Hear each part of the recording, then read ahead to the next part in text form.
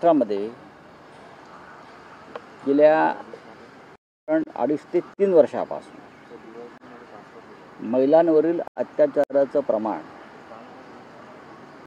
कमालीचं वाढलं आहे. आणि नुसतं अत्याचार नाही, डोमेस्टिक व्हायलन्स नाही, ते तर आहेच. अपहरण, खून, बलात्कार. आता या महिला नेत्या सत्ताधारी पक्षातल्या त्या नेहमी रस्त्यावरती येऊन थैथाट करत होत्या, त्या कुठे आहेत? सरकार कोणाचं आहे? काल पुण्यातल्या स्वारगेट भागामध्ये शिवशाही बसमध्ये जो प्रकार घृणास्पद, किळसवाणा आणि महाराष्ट्राला काळिमा फासणारा जो घडला, नंतर महिला नेत्यांनी फक्त आपल्या काय म्हणतात त्याला थातुरमातुर भाष्य केलेलं आहे. जर दुसरं असतं, महाविकास आघाडी म्हणा, काँग्रेस म्हणा, शिवसेना म्हणा, तर या महिलांनी मंत्रालयाच्या दारामध्ये गोंधळ घातला असता. एका महिलेवर, जी लाडकी बहीण आहे तुमची, 1500 रुपये दिले महिन्याला, म्हणजे तुम्ही तिची अब्रू विकत घेतली का? महिन्याला 1500 रुपये दिले म्हणून तुम्ही गुंडापुंडा ना विकृतांना आमच्या बहिणींचं वस्त्रहरण करण्याचं लायसन दिलं आहे का? कोण आहेत पुण्याचे पालकमंत्री? त्यांना मुख्यमंत्र्यांनी जाब विचारला का? कोण आहेत पुण्याचे पोलीस आयुक्त? या पोलीस आयुक्तांच्या काळामध्ये गुंडगिरी वाढली, राजकीय आणि सरकारी कृपेने. ह्या ज्या गुंडांना वगैरे पोलीस स्टेशनला बसवायची नाटकं चाललेली आहेत ना, हे बंद करा. पुण्याच्या हद्दीमध्ये सगळ्यात जास्त खंडणीखोरी, हप्तेबाजी पोलिसांची, त्यानंतर अपहरण,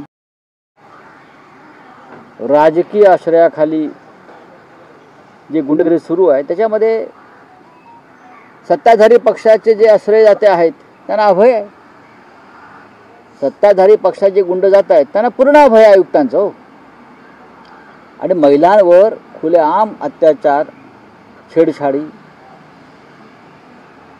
दबाव पोलिसांवरती आहे आणि पोलीस तो दबाव मान्य करतात. शिवशाही बसमधला जो प्रकार आहे तो दिल्लीतला निर्भया कांडसारखा आहे. बसमध्ये सुदैवाने ही मुलीचे प्राण वाचलेले आहेत, हे लक्षात घ्या.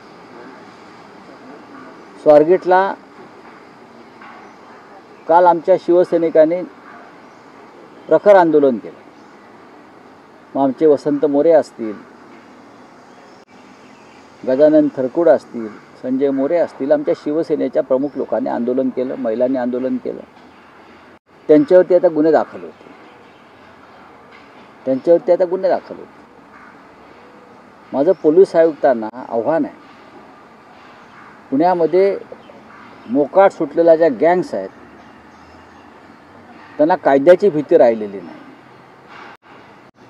माझं गृहमंत्र्यांना आव्हान आहे, आपण राजकीय कार्यासाठी गृह खातं वापरताय, विरोधकांना त्रास देण्यासाठी गृह खातं तुमचे लोक वापरत आहेत.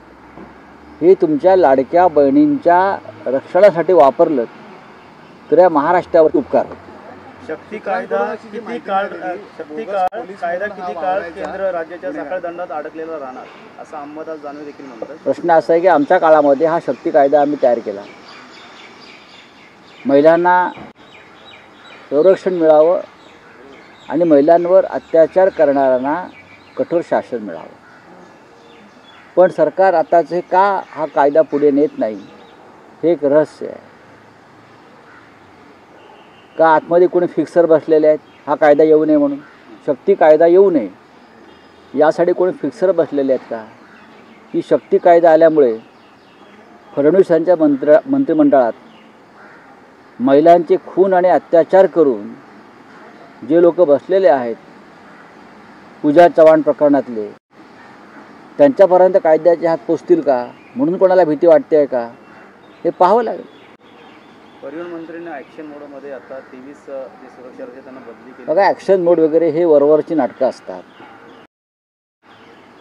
घटना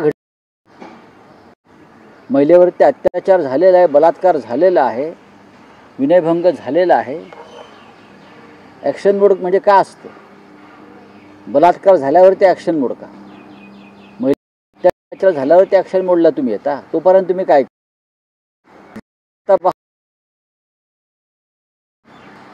तुम्ही महागड्या गाड्यांतून फिरता, मधून फिरता, तुम्हाला माहीत नाही त्या मंत्री सगळे. एक तरी मंत्री सरकार फिरतोय का ऑफिस? सगळ्यांच्या गाड्या ऑडी, मर्सिडीज, BM ना, कोणी दिल्या गाड्या त्या? कुठून आल्या? कोणातून आल्या? आणि सामान्य जनता एसटीतून फिरते, तिचं नाव शिवशाही आहे, त्याच्या हत्या आणि खून होत आहेत. जरा राज्याच्या मुख्यमंत्र्यांनी या विषयाकडे गांभीर्याने पाहिजे. सरकारी दप्तरांमध्ये मराठीतूनच व्यवहार चालावा असे तरतूद आहे. दुसरी ठाणे महानगरपालिका मात्र मराठीतून MA केलेल्या कर्मचाऱ्यांचे वेतनवाढ रोखण्याचे आता तरतुदी सुरू झाल्या. बरोबर आहे. मी हा विषय जो आहे त्यांनी मराठीतून आपलं हे पूर्ण केलेलं आहे, ग्रॅज्युएशन. त्यांची वेतन एका बाजूला राज्याचे मुख्यमंत्री सांगतात मराठीतूनच चालला पाहिजे असं सांगतात. या राज्यामध्ये मराठी भाषा विभाग आणि त्यासाठी स्वतंत्र मंत्रालय आहे. हे राज्य देशाच्या मराठी साहित्य संमेलन भरवतं. त्या साहित्य संमेलनामध्ये प्रधानमंत्री मोदी, मुख्यमंत्री जातात. तिथे मराठी का ठाणे शहर हे एकेकाळी मराठीची सगळ्यात होती. अनेक साहित्यिक तिथे निर्माण झाले. त्या ठाण्यामध्ये, त्या ठाण्याच्या महानगरपालिकेमध्ये आणि भगवा झेंडा बाळासाहेब ठाकरेंनी फडकवला, शिवसेना प्रमुखांनी मराठीच्या मुद्द्यावर. त्या ठाण्यामध्ये महानगरपालिकेत जर मराठी पदवीधर वेतनवाढ नाकारली जात असेल तर या राज्याचे जे बाळासाहेब माननीय आमदारांचे वारसदार आम्हीच आहोत असे जे दाढीवाले सांगतायत, विचारला पाहिजे की तुमच्या ठाण्यामध्ये मराठीवरती हा अत्याचार होतो. मराठीवर तुम्ही स्वतःला ते होर्डिंग बघतोय बाजूला मागासपासून मी की माननीय बाळासाहेब ठाकरेंचे खरे वारसदार आणि हीच काय विचार वागता मराठीच्या संदर्भात काय आहे? शिवसेना या विषयावरती गप्प बसणार नाही, आंदोलन करणार आहे. सिंधुदुर्ग असेल, इतर देखील प्रोजेक्ट आता गुजरातला जात आहे, त्यामुळे कुठेतरी त्याच्यावरती मी काल बोललो. हा बघा, नुसता मराठी भाषा दिवस साजरा करून चालणार नाही. मराठी भाषा गौरव दिवस, मराठी माणसाचा गौरव राहणार नसेल तर भाषा राहील का? बोलिए आप. सर, हिंदी पुणे में एक 26 साल की जो युवती है उसके साथ दुष्कर्म किया गया, बस वहाँ पर ही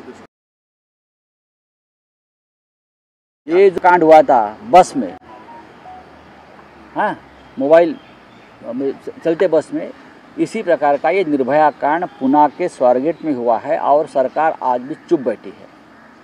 अगर ये किसी और की सरकार होती, चाहे महाविकास आघाड़ी हो, चाहे शिवसेना हो, चाहे कांग्रेस हो, तो ये बीजेपी के लोग रास्ते पे आकर तमाशा करते, मंत्रालय में घुसकर तमाशा करते.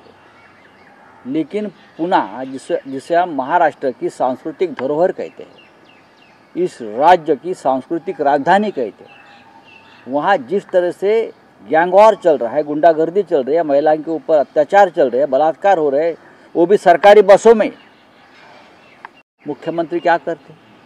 वहाँ के जो गार्डियन मिनिस्टर अजित पवार जी है, वो क्या करते? जिसने लाडली बहनों का ठेका लिया है राजनीति के लिए, वो क्या, मिस्टर शिंदे क्या करते? 1500 रुपया आपने दे दिया उनके खाते में।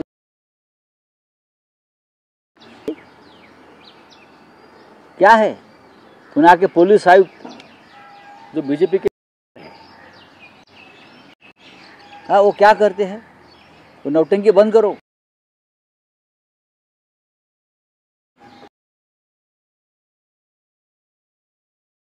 ये क्या हो रहा है? महिलाओं के ऊपर बलात्कार और खुद बैठे हैं, जिसके खिलाफ यही देवेंद्र फडणवीस और उनके महिला नेताओं ने सबसे बड़ा आंदोलन किया था। इस्तीफा मांगते थे हमारे पास, हमने उसका इस्तीफा लिया उस मंत्री का। अब वही मंत्री जिसने एक महिला के खून का इल्ज़ाम जिसके ऊपर है, वो मंत्री आज फडणवीस जी के कैबिनेट में आराम से बैठा है। तो इस राज्य में कौन सा कानून है? महिलाओं को क्या न्याय मिलेगा? आप मुझे बताइए।